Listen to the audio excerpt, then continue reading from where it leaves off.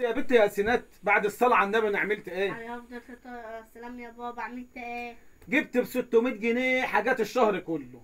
بجد يا بابا؟ اهو بجد يا حبيبتي، جبت لكم 10 كيلو لحم و10 كيلو سمك خزين كله في التلاجة، وجبت لكم لحمه مفرومه لوحدها وكبده، وجبت لكم صدوق. صحيح يا بابا؟ امال ايه؟ ولسه هدوم بس عد معايا. وجبت طماطم، وجبت خيار، وجبت بطاطس، وجبت بتنجان، وجبت خضره. ده كله؟ ولسه اقعد عد معايا عدي.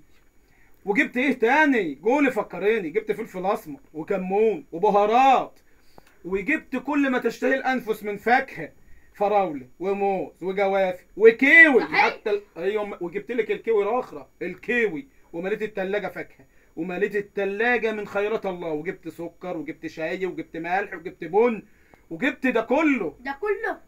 ولسه بس في حاجتين مزهجني بس يا بنتي. عايز اعرف مين ابن كلب صحاني من النوم قبل ما اجيب الرز والمكرونه. يعني ده كله وانت بتحلم يا بابا؟